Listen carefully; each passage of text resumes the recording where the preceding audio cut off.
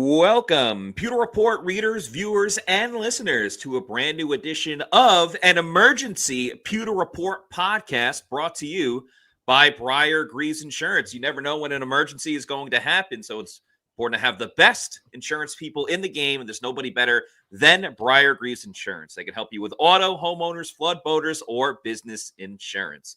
For more information, go to briargreavesinsurance.com or give them a call at 813-876-4166. That's 813-876-4166. As I just mentioned, it is an emergency edition of the Pewter Report podcast because unfortunately there was some surprising news that just came about around 11 o'clock from Rick Stroud of the Tampa Bay Times that Bucs All-Pro starting left tackle Tristan Wirfs is going to miss the beginning of the 2025 regular season for the Bucs. He's going to be on the PUP list, meaning he will miss the first 4 games of the season due to a right knee injury. So we're about to react to all of the news. I'm your host, Matt Matera. Joined with me is Scott Reynolds, the face that runs the place at pewterreport.com. Scott, give me your immediate reaction to the news that Tristan Wirfs will miss the beginning of the 2025 regular season. You know, Matt, I hate to say this. I'm not that surprised because we saw him at the Bucs minicamp wearing a big clunky knee brace, right? And we didn't see Tristan Wirfs do any practicing. He was working off to the side with the trainer. And Charlie Heck, who will be the starting left tackle for the Buccaneers to start the season, we'll get into him in a second, took every single rep with the starters replacing Wirfs during the OTAs and the minicamp. And Matt, we did see Wirfs move in that brace. And so, you know, it was clunky. He didn't look like he was necessarily favoring this knee. If anything, I think it was bothersome, right? It wasn't like he couldn't do pass sets. He was doing that. The initial impression I got was, wow, that's a big knee brace, right? That's not just a neoprene sleeve. He's got the neoprene sleeve with a big clunky knee brace on top of it. So I'm not terribly surprised by this news. It's unfortunate, but you know, it kind of begs the question, what didn't the MRI show? Because maybe if this surgery had been done in February or March, then we wouldn't be in the situation now where he would be missing some time. At the same time, let's rewind a little bit, and I'll get your impression of this as well. But the important thing to remember is when this knee injury occurred, well, it occurred back against San Francisco. That's where the knee kind of buckled a little bit, and Tristan Wirfs missed the rest of that game. If you remember Justin School, who started 4 games for Luke Edeke at right tackle in weeks 2 through 6, he started the Giants game at left tackle and filled in for Tristan Wirfs during the 49ers game. Remember, there's a bye week in between there. So this was a knee injury that didn't really heal so much during the bye week because it caused Wirfs to miss that Giants game coming out of the bye. Now, Wirfs did return to action, and we'll talk about that in a little bit. But Justin School got the start at left tackle against the Giants and filled in for him at left tackle for the rest of that 49ers game. So this is a knee injury that's not been a surprise, Matt, because it happened during the season. But I think hindsight's 20/20, right? And if you could go back in time and rewind, you know, if you're going to have this surgery, and it's minor, it's not something that's going to keep him out for half the season. But gosh, you would have loved to maybe had the surgery in February or March and then have Wirfs return to action towards the end of training camp and be ready to go for the season. But I think they thought they could rehab this away, and it didn't work out. Yeah, I think that's the case. And it's easy to sit here and, you know, Monday morning quarterback it or Monday morning left tackle it, if you will, for this topic of conversation. But yes, it does lead to more questions than I think the overall consumption of what this is, because I'm with you, Scott. My initial reaction, and, you know, I wrote in pewterreport.com when we were talking about the news, sometimes news is shocking where it came out of left field. Yeah. This news I would categorize as surprising, but not shocking because of the knee brace that was on his right leg that we just talked about and the pictures you just mentioned too. And, you know, we asked Todd Bowles about it at mandatory minicamp, and the fact that Tristan Wirfs was out there and he was, you know, at least chumming it up with the guys out there as well, you wouldn't have thought that he was going to miss the beginning of the regular season. And we see other guys not participate at this time of the year. Two rookies, David Walker and Benjamin Robinson, weren't participating in mandatory minicamp. We know the situation with Chris Godwin. Levante David didn't practice either. So when, Todd Bowles said, I think he'll be good to go for training camp. Yeah.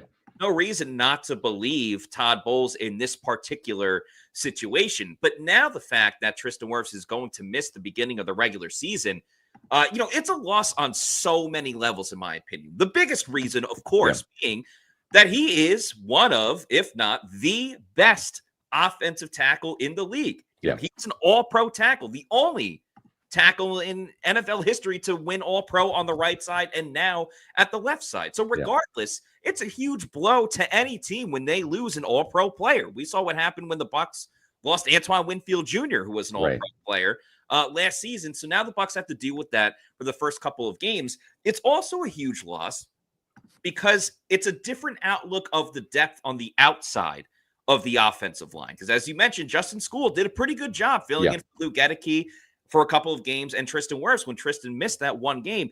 But Justin Skule isn't there anymore. Justin Skule signed with the Minnesota Vikings this offseason. So now Charlie Heck comes in, and he's kind of been a little bit of a journeyman. He began his career with the Houston Texans, and then last year he was on two different teams with the Cardinals and the 49ers. So that's right. While you feel pretty good about the interior of the Bucs offensive line and that depth with Elijah Klein, now it's a big question on the outside because we don't really know what we're getting with Charlie Heck. Sure, you have other guys in there like Silas Dancy, Raekwon O'Neal. Of course, Ben Chakuma is a guy who just learned how to play football like 2 years ago. I don't know if you trust him to be, the blind side protector for Baker Mayfield. So now Charlie Heck comes in. That is no one can fill the shoes of Tristan Wirfs, but that's a huge role. At least he's going to have a lot of time to prepare for it. It's not just like a week-to-week type of thing. But sure, this is a big loss for the Buccaneers. But at the same time, I want to reiterate, the season is not over. It's the first 4 games. Maybe it could be a little bit longer. We'll have to wait and see.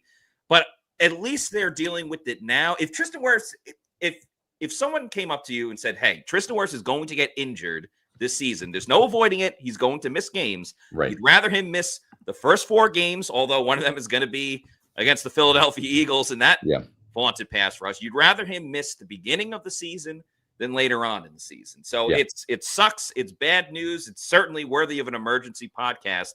But I don't think it will completely derail the big plans that the Bucs have for this season. Yeah, Matt. And when you look at Charlie Heck, if you look at the PFF grades, they're not great.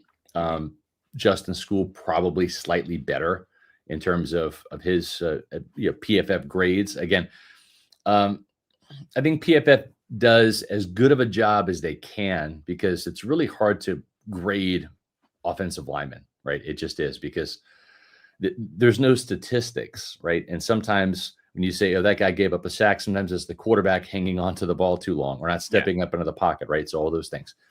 The positives really with Charlie Heck is he has some experience. He started for a number of teams, the Cardinals, the 49ers, the Houston Texans. Those are the teams he's played for. He started, he's been a backup. So he's kind of a newer version of Justin Skule, if you will. Yeah. What I was told when he was signed, and of course the Bucs were hoping to re-sign Justin Skule. The reason why he didn't was because Christian Darsaw is not going to be ready to start the season in Minnesota. He saw an opportunity for some instant playing time, and so he went there hoping and probably planning on starting out of the gate at least to get more playing time, more film, and not settling for a starting or for a backup job where he can go and get some PT. The Bucs quickly went out and got Charlie Heck, who was the next guy on their board if they couldn't re-sign Justin Skule. And what I was told is, you know what, Justin Skule came here to Tampa as a very unfinished product. And he grew by leaps and bounds due to this guy, Kevin Carberry. He is an offensive line guru. And the Bucs are hoping and at this stage planning on Charlie Heck to really take the next step in his development. And that, as you said, and you said it so wisely, if you're going to have this happen, have it happen now, where he can get every single rep at left tackle with Ben Bredesen, with Baker Mayfield, and get that chemistry and development going. Justin School didn't have that luxury last year. No. And he was with the number twos the entire camp because Luke Gedeke and Tristan Wirfs were the starting tackles. And so he did not have the luxury of starting next to Cody Mauch. And boy, it kind of showed in that first game against Detroit and Aiden Hutchinson. Yeah. So what you're hoping for is an entire training camp, an entire preseason, because Charlie Heck's going to get a lot of playing time, even with the number twos, just to get himself acclimated to this offense, the scheme, and everything. And then having this guy ready to go with Kevin Carberry's tutelage, they're again hoping and planning that Carberry can take this guy to the next level, and not just him, but also Brian Picucci, the other offensive lineman. Yeah. But I think that's the silver lining in all of this is the hand you're dealt now, and you can start to prepare and plan that hand and how you're going to play it at the start of the season with Charlie Heck at left tackle. And we've seen Tristan Wirfs play through other injuries. So, this is something that really had to be nagging at him because he's one of the tougher guys in the league. And it just shows like how big of a boost it will be for Tampa Bay when he eventually does return. Because again, this isn't a season-ending injury. It's just the beginning of the season. By week, we'll see when he comes back. We don't have a definite date. But, say he's back week 5, maybe week 7, week 9, or something like that. By the time he's back, if the Bucs are winning and playing well, nobody's going to care that he didn't play in the first, 3 or 4 games of the season. There's also a big reason why the Bucs didn't allow Kevin Carberry to go join Liam Cohen with the Jacksonville Jaguars, which I think was the last time we did an emergency podcast which was with all the Liam Cohen stuff. But Kevin Carberry has gotten the best out of a lot of guys. Let's remember, Ben Bredesen wasn't a lock to be on this team after one season. Now he got a 3-year contract. We saw the development of Cody Mauch. Matt, I'm hypothesizing of like when Tristan Wirfs by the time he is back. I'm not saying he's coming back week 9. It could be week 5 for all we know. Context in the sentences. But Kevin Carberry and Brian Picucci are so important to this mix. They've gotten the best out of a lot of guys. We've seen the development. Even Grant Barton throughout the whole season. I think they got a better Cody Mauch as well. And coaching matters, man. You're right. Coaching matters a ton. I'm also very curious as well what type of impact this has for Josh Grizzard specifically. Because remember, first year of play calling for Josh Grizzard. Yes, he was here last year and everything like that. But you mentioned the Lions game last year when Justin School had to come in for Luke Gedeke. And yes, that was on the fly. You had to, do in-game adjustments and everything like that.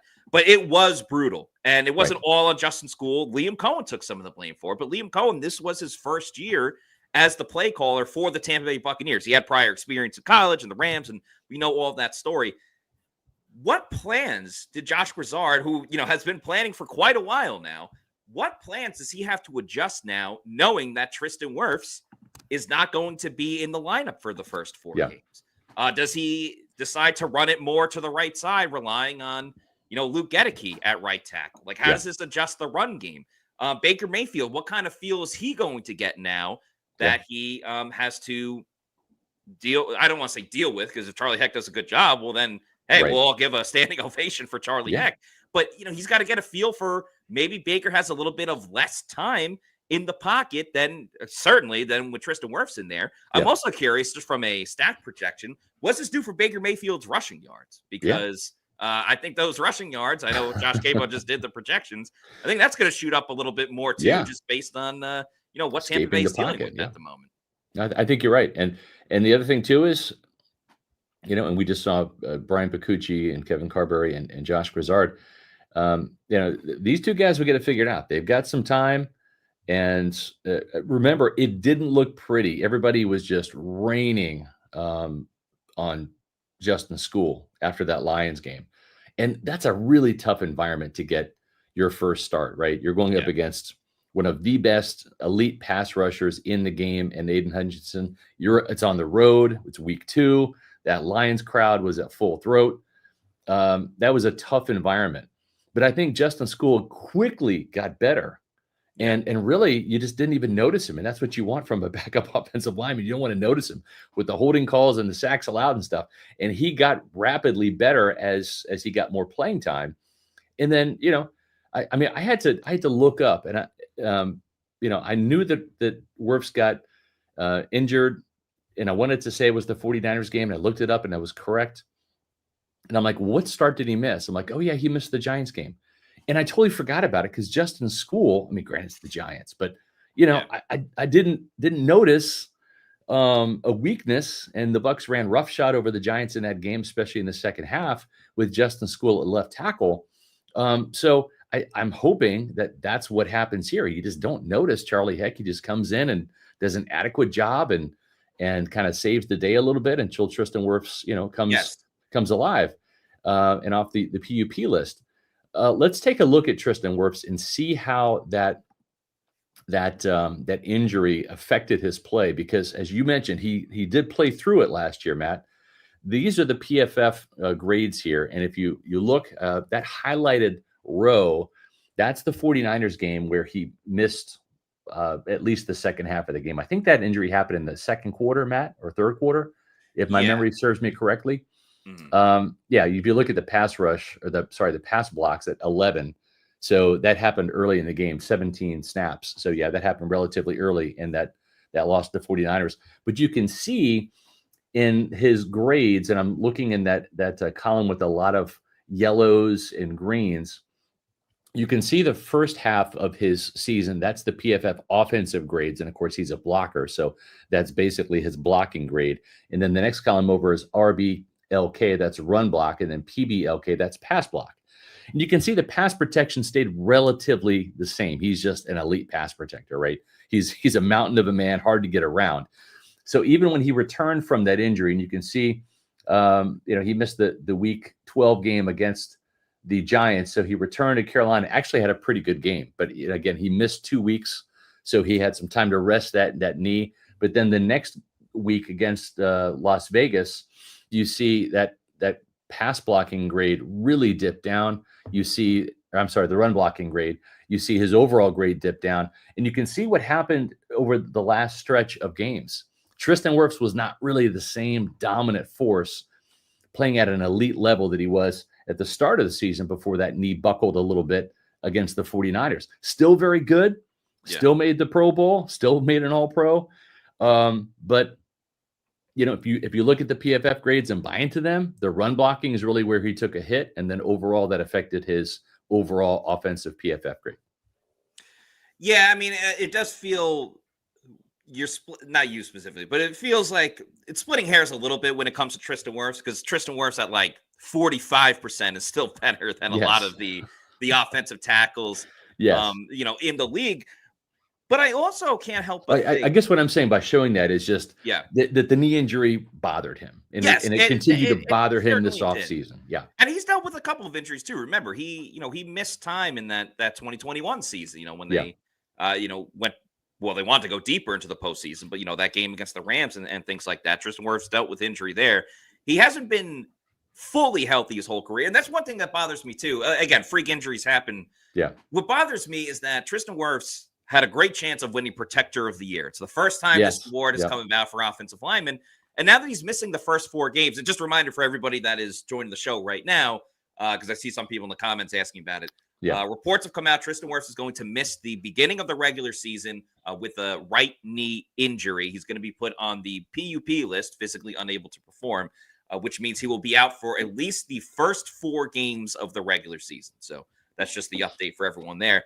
But it's going to be tough to win the award if he misses the first 4 games of the year. Yeah. At the same time, the Bucs, and I know it's been different coaching staffs and things like that, but the Bucs in recent seasons have found some kind of success with their backup offensive linemen coming in for either a game, a series, or several games. You could track it back to 2020 when Aaron Stinney replaced Alex Kappa at guard after he broke his arm in that playoff game against Washington. They went on to win the Super Bowl. There's also that infamous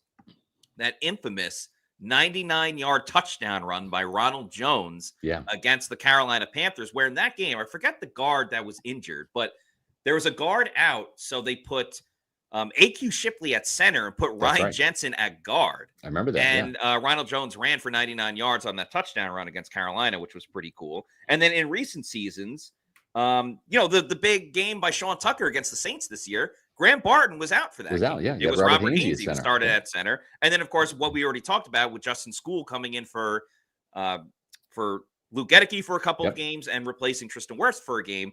The Bucs do have a history of having to find answers at Yep. the offensive line and usually being pretty successful with it. So Believe in Kevin Carberry, folks. exactly. Believe in this guy. Coaching matters. This guy is an elite offensive line coach. He's not just the offensive line coach. He got promoted to run game coordinator, right? He is Josh Grizzard's right-hand man. Okay. Yeah. And just the sky is not falling.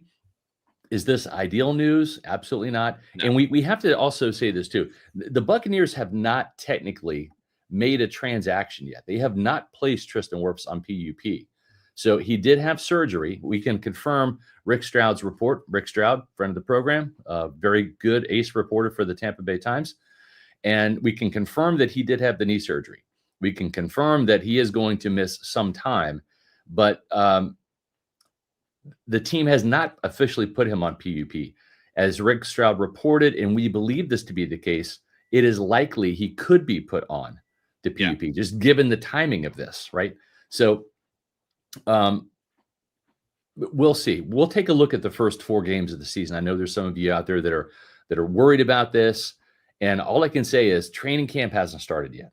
Right. Charlie Heck is going to be making a lot of strides between now and whenever he is tasked to fill in for Tristan Wirfs, maybe for week 1, right? Let's take a look at the schedule and we'll kind of break some of this down here. So this is the first 4 games for the Buccaneers. Obviously starts at Atlanta and then at Houston. And then you've got the Jets and you've got the Eagles. Now on paper, and you look at the entire team, the Buccaneers versus the Falcons, the Buccaneers versus the Texans, the Buccaneers versus the Jets, and then the Buccaneers versus the Eagles. With Tristan Wirfs in there, this looks like a promising start. Is it 4-0? Is it 3-1? I don't think it would be worse than 2-2, right? Correct. But without Tristan Wirfs, the problem is these teams have pretty good pass rushers, edge rushers. And even though the Falcons invested first-round picks in not just Jalen Walker, but also James Pierce, those guys are rookies, right? Mm-hmm. But having to go against Tristan Wirfs is one thing. Having to go against a backup new left tackle in Charlie Heck is a bit of an equalizer, right? So you look at the top 3 pass rushers in Atlanta. You've got Walker, you've got Pierce, but then you also have Leonard Floyd, who is a journeyman guy who has produced sacks, has won a Super Bowl with the Rams. He's a legit veteran guy that is an upgrade over the guy they had last year that they traded for, whose name escapes me. Matthew Judon. Matthew Judon. Thank you. In week 2, it doesn't get any easier. You got Will Anderson on one side and you got Danielle Hunter on the other, right? So that's a 1-2 punch right there that the Houston Texans will have on Monday Night Football against the Buccaneers. Okay, so the lowly Jets come into town, right? All right, well, you might think that.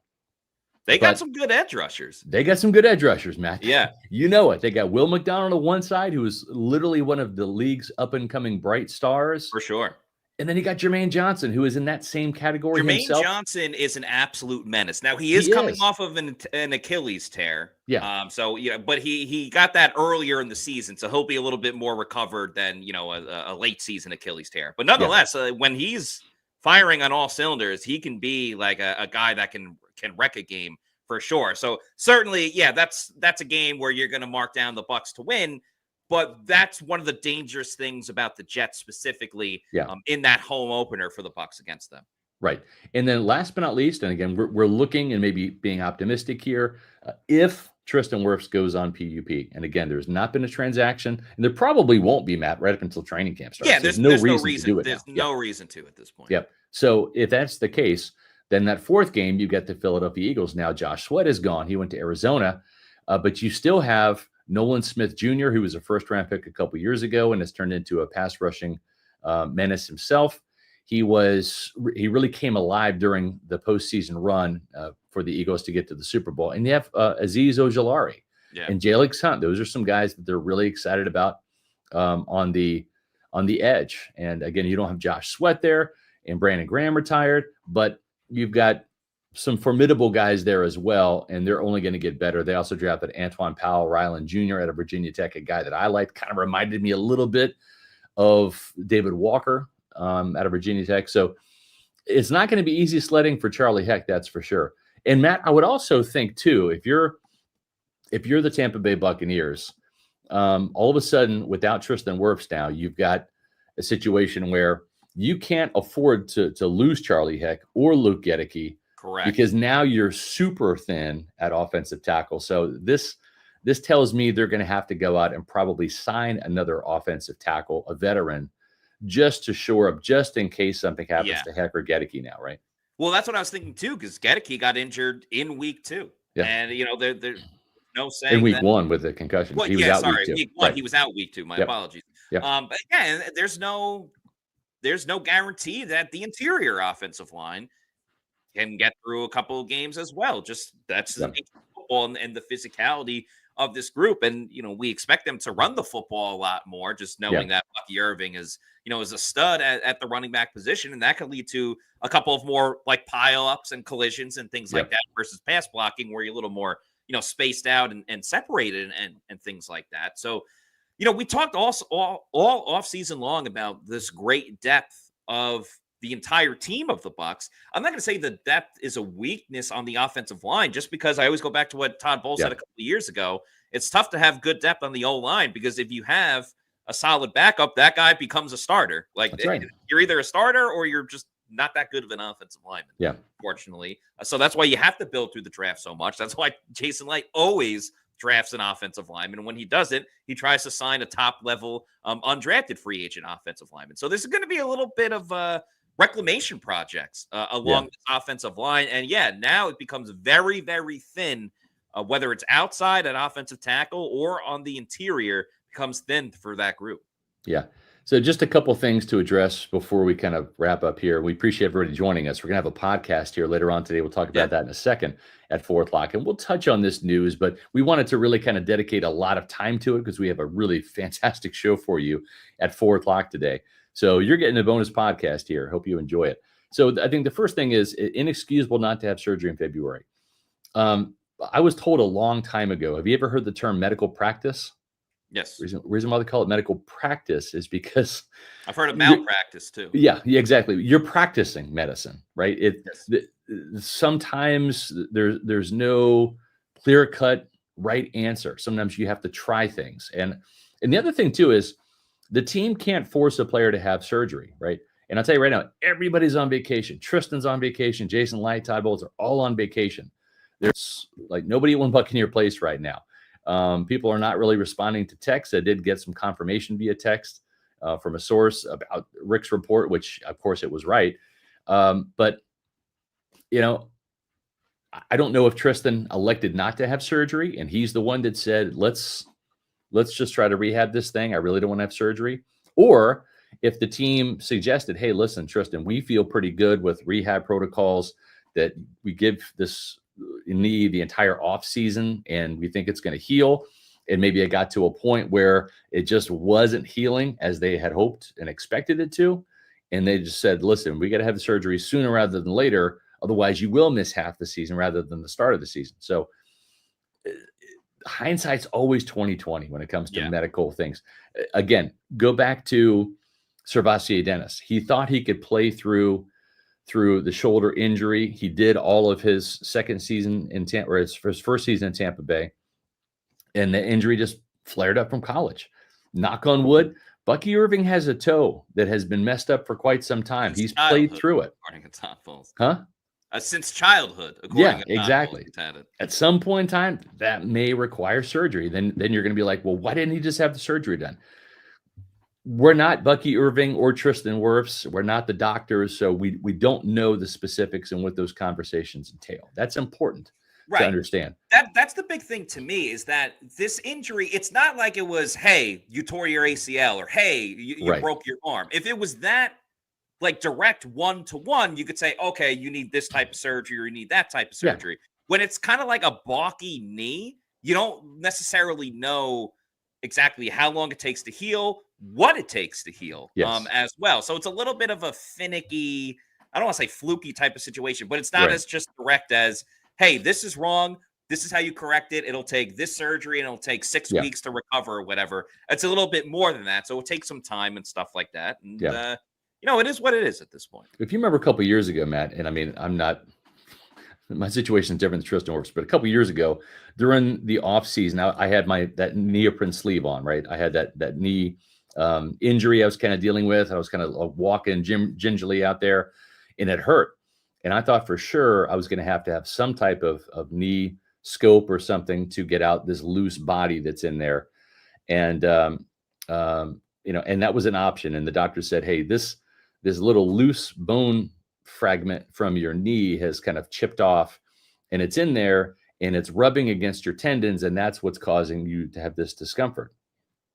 And he said, you've probably had this for a while. You just did something to move it where it's like kind of behind the kneecap and right into the side of your knee now. And that's why you're feeling it. And so I went out to Colorado, and then the knee was friggin' bothering me and all of this. And I came back, and he said, I want you to go to the gym, and I want you to get in the treadmill and run and jump and do everything that you want to do, but you're not doing. And let's see if it goes back away from the tendons and back under the knee. And it did. It did. And I didn't need knee surgery. It's one of those things. And if it pops out again, maybe I'll have to have it. But I'd rather not have the surgery than have it. And my knee pretty much feels fine. I've done 5Ks, I've done all that stuff. So it's like sometimes you have to trust the doctors, and sometimes it works out and sometimes it doesn't. And we don't know the particulars of this. We don't know, what was said, and that's between Tristan and the team doctors. All we know is he's probably going to miss some time. He did have surgery for sure. And, and that's where we are right now. Yeah, and I'm sure eventually Tristan Wirfs has been one of the most open guys when it comes to talking to the media. I remember when he shared a lot of his fears about going from right to left side and things like that. I'm sure, and it's all completely up to him, but I'm sure he'll be open to be like, this was the chronological order of what happened and why it took so long or whatever the case may be. So don't get the mob mentality on Tristan Wirfs. He's one of the most beloved guys. He's done nothing wrong to hurt this team. It sucks he's going to miss the beginning of the season. But I still think the Bucs are way too talented that they will be okay. Kurt, I hear you. This is not what anybody wants to hear right now. But again, there's never the right answer in medicine. You have to try something, right? It's like they can talk about it and look at the prognosis. Every single person is different. Every knee is different, right? Yep. Every situation is different. People heal at different rates of time, also true. Right? So there's no cookie cutter answer to this where if you do this, the outcome will always be this. We just don't know. I'm probably sure that Chris Godwin would have loved to have been out there running and, if not participating in the OTAs, at least running on the side. Maybe his rehab isn't going according to schedule. Maybe it's sooner. Maybe it's behind. We just don't know because everybody's different. Yeah, that's another thing I had mentioned in the article on pewterreport.com. You could check out about the Tristan Wirfs news is that now the Bucs have two big returns this year. It's Tristan Wirfs and Chris Godwin, which we already knew about Chris Godwin, with Wirfs being the surprising one today. But let's get to these super chats as we close out the show. We'll start with KGH for life. Thanks for the $2 super chat. Says, if the Bucs can run the ball, they'll be okay. Yeah, I mean, again, it's 5 starting offensive linemen. Sometimes it'll be 6 with a tight end. Sometimes it'll be 7 with 2 tight ends. It's not all on Tristan Wirfs. Again, you got Graham Barton in year 2, an emerging Cody Malk, and Luke Gedeke. Maybe this will elevate his superstar status as a top-level offensive tackle in this league. A little bit more gets put on his shoulders because you would think the Bucs will going to that side a little bit more than instead of Charlie Heck. So, a little bit more pressure, emphasis on the rest of the offensive line. But, it's a really good unit for a reason. Yeah, for sure. I'm with you on that. Let's go to Mike Wells. Thanks for the $5 super chat, who says, looking at the bright side, I feel good. Our coaching can get Heck ready. Also, Grizz will have a game plan to go working through training camp. Again, if you're looking for the silver lining and all this, and why wouldn't you, right? Don't let the sky fall on this, people, because timing is everything. And Charlie Heck now knows he'll be the starting left tackle unless Tristan Wirfs has a miraculous recovery, and let's hope that happens. And maybe he's ready to go by week 1. Maybe he avoids the PUP list. The team still has a couple weeks before the start of training camp, and we'll see how they proceed with Tristan Wirfs and his designation, right? But have some faith in Kevin Carberry for sure. This guy is an offensive line guru. I have seen some absolute crap offensive line coaches in this franchise's history. Trust me, I've seen them. I'm not going to name them, but you can go back through the decade of darkness. They had a bunch of crap offensive line coaches on this team. And there's been some good ones. Bill Muir comes to mind. He was a damn good offensive line coach, right? Kevin Carberry is the guru. He is the best one this franchise has ever had. I'm just going to throw it out there. And I've heard that from people inside the building. They have complete, total faith in this guy. And he is going to do everything he can to make Charlie Heck a better player and get him ready for any games that he has to start for Tristan Wirfs. Have faith in Kevin Carberry. The Bucs have a ton of time to prepare before their first regular season game of the year. So as long as you have that preparation time, it's not like the Bucs are going to show up in Atlanta week 1 and be like, wait, what? We didn't have Tristan Wirfs? No, you've known this for 2, almost 3 months with the news coming out today. So the Bucs will be prepared. Shaggy has now been a Pewter Report YouTube channel member for 11 months. Thank you so much for your support, Shaggy. Thank you so much, Shaggy. We all saw what happened with Jensen not getting surgery. Tristan will be back. Yeah, that's, again, silver lining. Yeah, exactly. So better late than never in terms of this. And you know what? If the surgery goes as expected and he makes a full, complete recovery, you're going to get the best version of Tristan Wirfs hitting the field when he does return, right? Just like Kalijah Kancey. Once that calf injury was behind him, he was hell on wheels all the way through the season when he returned. So let's hope for that. Yeah, so true. Thanks to Meets McGee for this $5 super chat. Says, could this also be a cleanup? Get it taken care of like Servassier's surgery? Because I believe if he was in the middle of a run, Tristan would be there. Yeah, I think that's what it is. I think it's not a major thing. According to Rick's report, when they got in there, they found, some other damage. But if anything, again, better late than never with this surgery. And it's not season ending. It's not believed to be something that's going to cost him half a year. It's probably more than a PCL, right? Which is a 4 to 6 week recovery, which would put him on pace to start week 1. So I just don't know what the specifics of that injury are. And the team is very tight-lipped about exactly what the knee injury diagnosis will be. We're going to ask Todd Bowles, and what's he going to say, Matt? I'll wait for the medical. Yeah, he's got a knee. He actually has 2.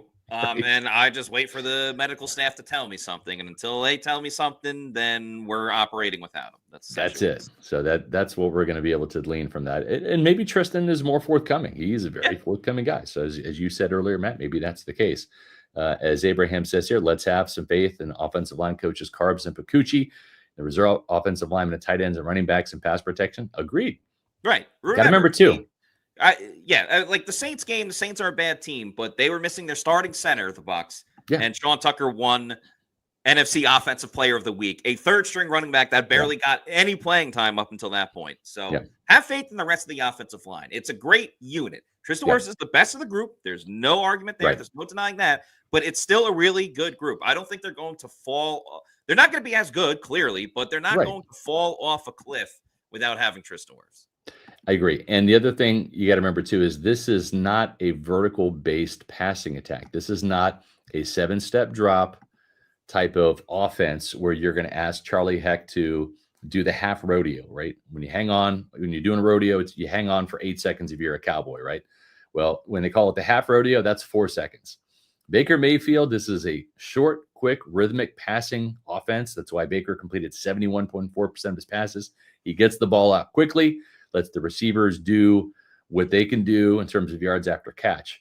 Sure, Josh Grizzard wanted to be a little bit more vertical in his offensive attack, and maybe that has to be shelved a little bit or reduced in terms of when you take those deep shots and how many, because you don't want Charlie Heck hanging out for 3 or 4 seconds one-on-one against an elite pass rusher. You could get away with that with Tristan Wirfs, and you probably welcome that with Tristan Wirfs because Wirfs is a monster. But Josh Grizzard, Kevin Carberry have got all training camp. all preseason to see how it's going to play out. They'll get medical updates from Wirfs in terms of his recovery. And just before you head to the Sunshine Skyway Bridge to jump off, the sky's not falling, Bucs fans. It's not ideal. It's not Tristan Wirfs' fault. It's not the medical staff's fault. These things happen. I think the silver lining is you'd rather have the surgery done now rather than later, right? So I think that missing 4 games possibly is better than missing 8. It's certainly better than missing the whole season. Yeah, it's not good news, but it's not the end of the world either. And the Bucs will have time to prepare. And I think that's really important to for everyone to figure out and acknowledge as we get closer to the start of the regular season. Yep, I agree. As Smitty says, thank God Baker isn't a Brady statue, and to think the coaching staff told him to run less. Well, maybe he'll be running more. I think Matt is probably onto something there. That's the case. This will be the interesting thing to watch between now and training camp is if they go out and get a veteran, right? And then who's available, and then how is that going to affect the depth too? Because this team does like Ben Chekwuma, but he's not ready to go out there and play right away. But now, instead of keeping him maybe as offensive lineman number 10, Matt, on the active roster, if you have to keep, if you have to go out and get another player, maybe that affects if Chekwuma can slide to the practice squad, or if he still sticks. Maybe he does stick because essentially you'd have a newcomer replacing Wirfs because you get that roster exemption with Wirfs if he's on PUP. So we'll have to see what Jason Light and Rob McCartney end up doing in terms of going out and getting a veteran, or maybe they just want to see how this offensive line and the in-house staff that they have, the in-house cast of characters they have, how they perform, and then maybe wait until August, maybe a week or 2 in a camp to go out and get somebody. We'll see. Yeah. We'll find out if they do something before training camp or a couple of weeks into training camp. It'll be something that we pay close attention to. By the way, everybody, this is not our last podcast of the day. This was an emergency podcast. We have one coming up at 4:00 today, drafting the all-time Bucs team. Last night, all 5 members of Pewter Report had a Bucs all-time draft. We did a snake draft, so we'll look at those teams. We'll let everyone choose who they think has the best team. You can see it on our social media as well. And we'll also put together a Bucs all-time team, essentially the All-Pro team of your Tampa Bay Buccaneers. So that's coming up at 4:00. So we're looking forward to that. In the meantime, if not already doing so, please follow us on all of our social media on X, Facebook, and Instagram. We are at Pewter Report. Our YouTube channel is Pewter Report TV. Please like and subscribe. Leave a comment on this video too. What's your concern level for the Bucs now that Tristan Wirfs will not be available for the start of the regular season? So that'll do it for us on this episode. For Scott Reynolds, I'm Matt Matera saying thanks everybody for watching, and we'll see you later today at 4 p.m. for another edition of the Pewter Report podcast. Out.